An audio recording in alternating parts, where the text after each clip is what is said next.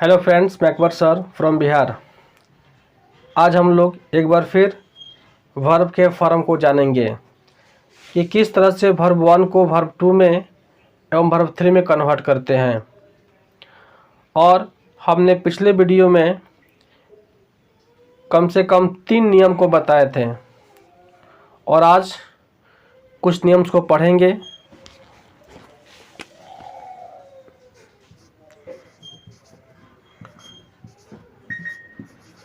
दी verb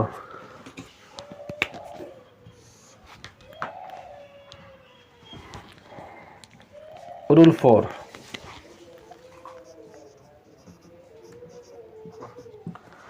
कुछ verbs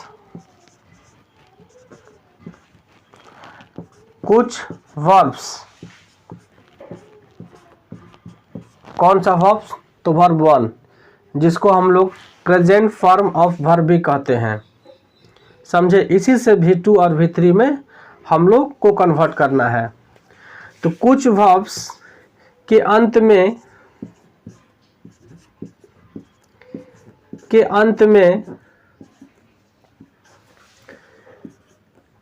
D लगे रहते हैं। डी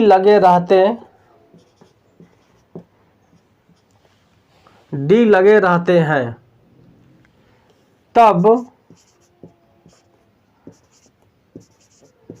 डी को टी में बदलकर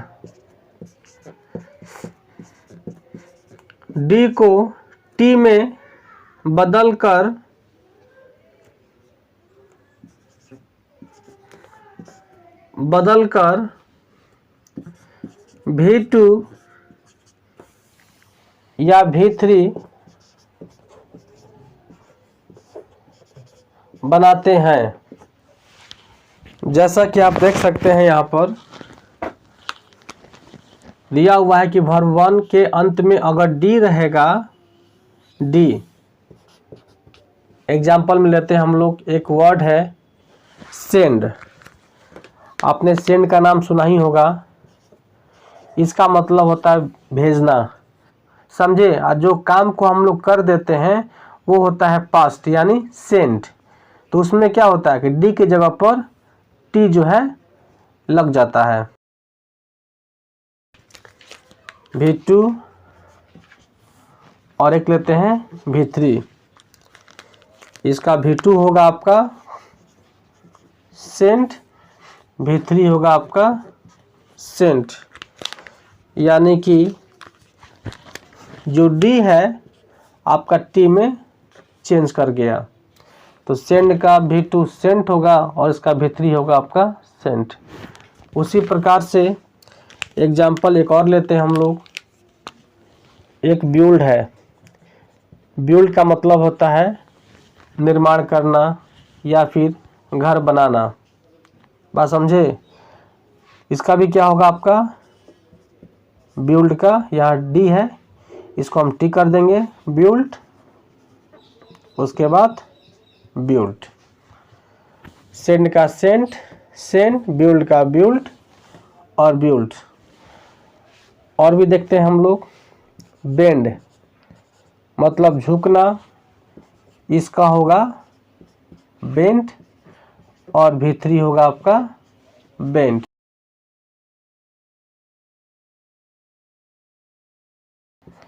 इसी प्रकार से स्पेंड मतलब खर्च करना, इसका होगा आपका स्पेंट और क्या होगा आपका स्पेंट। ठीक है?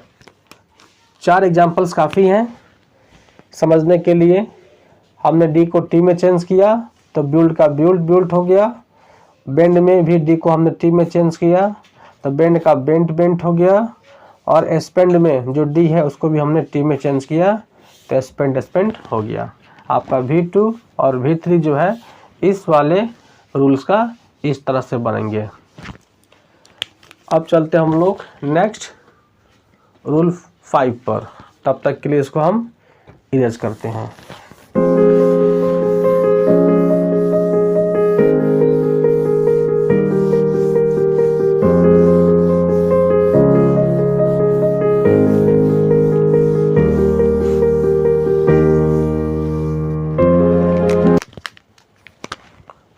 5।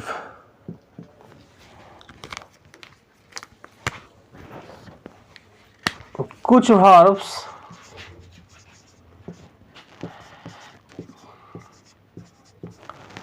यानी V1 के अंत में डी या टी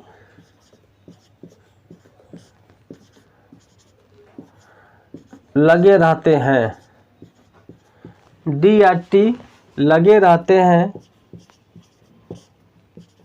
एवं इसके पहले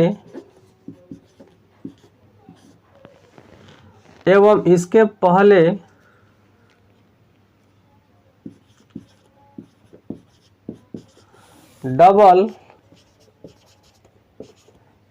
सेम वॉवेल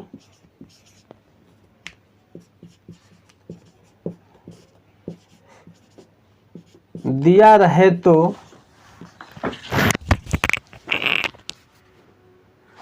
ऐसी स्थिति में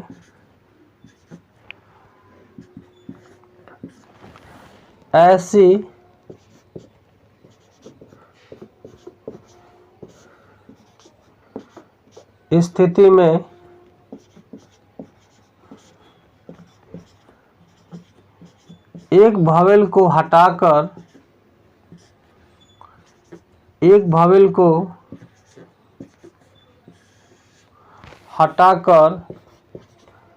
V2 या V3 बनाया जाता है। एग्जाम्पल्स के लिए हम V1, V2 और V3 अलग अलग ऑप्शंस को ले लेंगे समझने के लिए। उसके बाद इस रूल को फिर से एक बार पढ़ेंगे। यहाँ बोल रहा है कि कुछ वर्ब्स यानी वर्ब 1 यानी प्रेजेंट वर्ब, समझे, प्रेजेंट वर्ब इसको बोलते हैं, के अंत में डी और टी, यहाँ दो अलग अलग लेटर हैं, एक डी और टी, मतलब कुछ ऐसे वर्ब हैं जिनके अंत में या तो डी होंगे या फिर टी होंगे, ये दोनों चीज़ में से कोई एक लगे रहेंगे, और इसके पहले double same vowel. Double same vowel का मतलब होता है कि जैसे कोई मीनिंग में अगर ए हो, समझे, डी के पहले ए हो तो वो डबल हो, टी के पहले ए हो तो डबल ए हो। बहुत सारे मीनिंग्स ऐसा होता है कि जिसमें डबल डबल वर्ड्स रिपीट करते हैं। जैसे लिखना होगा फुट, फुट मतलब पाँव होता है, पैर, तो फुट में क्या होता है, एफ डबल ओ और टी, आगे रिपीटना टी के पहले। तो ये जो फुट है आपका, ये आपका नाउन है, हम बात करेंगे वर्ब का, समझे। नाउन का वर्ब 2 वर्ब 3 नहीं बनता है, क्योंकि नाउन का बनता है प्लूरल, अगर वो काउंटेबल होगा तब। तो उसी प्रकार से डी और टी के पहले डबल सेम वॉवेल, मतलब जो भी वॉवेल होते हैं ए ई आई ओ यू, इनमें से कोई एक रहेगा और वो डबल रहेगा, जैसे double A, double E, double I, double O, double U दिया रहे तो ऐसी स्थिति में एक वॉवेल को हटाकर उसका V2 और V3 जो हम बनाते हैं, ठीक है। लेते हैं एग्जाम्पल। जैसे एक वर्ड है मीट, मीट का मतलब क्या होता है, मिलना। इसमें कितने वॉवेल आपके हैं, तो 2 वॉवेल हैं और सेम है, मतलब ई को रिपीट किया गया है। मीट के स्पेलिंग में डबल ई आता है। जब इसका V2 करेंगे तो एक ई को उसमें से रिमूव कर देंगे, क्या होगा, मेट और मेट। इसी प्रकार से हम लोग लेंगे ब्रीड, ये रहा मीट, इसका मतलब होता है मिलना, और ये है आपका ब्रीड, ब्रीड का मतलब होता है प्रजनन करना।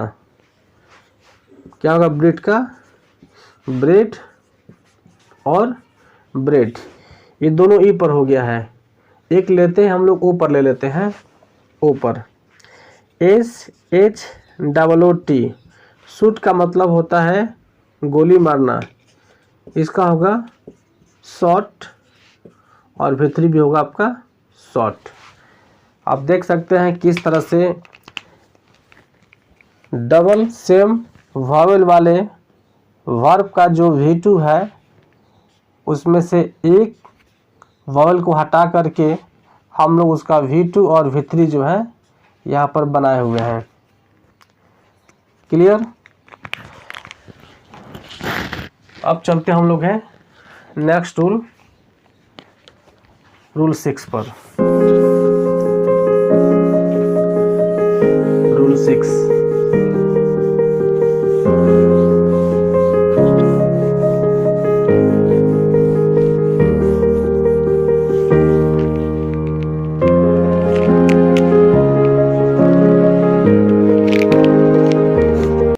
रूल 6 में है कुछ ऐसे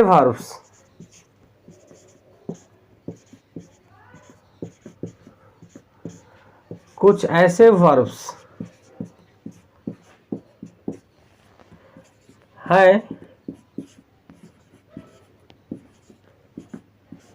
जिनके लास्ट में डी या टी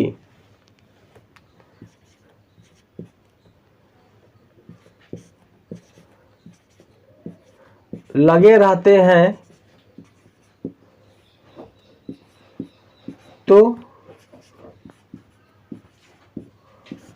उसका V2 या V3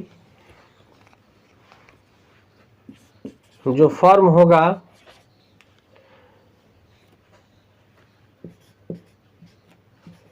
V1 के समान रहते हैं।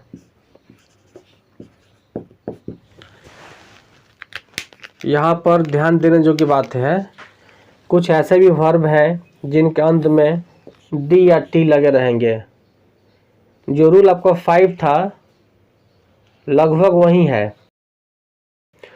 उसमें क्या था कि जो डी और टी के पहले जो आपके वर्ब थे वो क्या थे? रिपीट थे। रिपीट रहेंगे डी और टी वाले में तो हम एक वॉवेल का इस्तेमाल करेंगे V2 और V3 बनाने में। इस वाले में क्या है कि पूरे शब्द में केवल आपको एक ही वर्ब दिखाई देगा, एक ही वॉवेल दिखाई देगा, वो भी डी और टी के पहले। इसमें रिपीट नहीं करेगा, समझे? यहाँ पर जो लास्ट का जो मतलब स्ट्रक्चर होगा वॉवेल, उसके तुरंत बाद क्या होगा आपका डी और टी। याद कर लीजिए, वॉवेल प्लस डी या टी, यानी कि उस वर्ब में केवल सिंगल वॉवेल होगा और उसके तुरंत बाद क्या होगा आपका डी होगा या फिर टी होगा। जब भी अगर ऐसे वर्ब दिखाई देंगे तो उसका जो V2 और जो V3 फॉर्म होगा V1 के समान होंगे। मतलब V1, V2, V3 तीनों एक जैसा होगा। चलिए देखते examples. V1, V2, V3 examples में है हिट। हिट मतलब होता है मारना। V2 भी क्या होगा आपका हिट होगा और V3 भी क्या होगा आपका हिट होगा। यहाँ पर आप देख सकते हैं कि V1 में एक वॉवेल है, टी के पहले है, V2 में उसको रिपीट कर दिया गया और V3 में इसको रिपीट कर दिया गया। समझे? ध्यान देना होगा डी और टी, एक डी और टी। उसी प्रकार से आपको एक और देखते हैं, दूसरे वॉवेल से कट हो गया, कट का V2 और कट का V3 सेम होगा।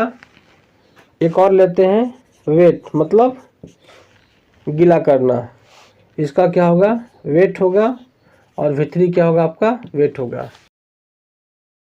अगर किसी वर्ब के अंत में अगर डी भी रहता है तो वो भी क्या होगा ठीक ऐसे ही प्रोसेस करेंगे।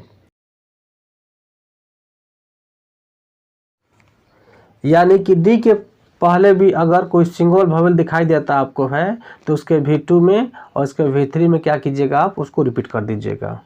और यहाँ जो वर्ब फॉर्म का जो मतलब चैप्टर है, जो भी आज का जो पढ़ाई है, ये टॉपिक जो है आपका समाप्त होता है। और अगले बार नेक्स्ट वीडियो में एक नया टॉपिक लेकर आएंगे हम लोग। उस टॉपिक को देखने के लिए, समझने के लिए आप लोग मेरे चैनल से जुड़े रहेंगे। तब तक के लिए गुड बाय।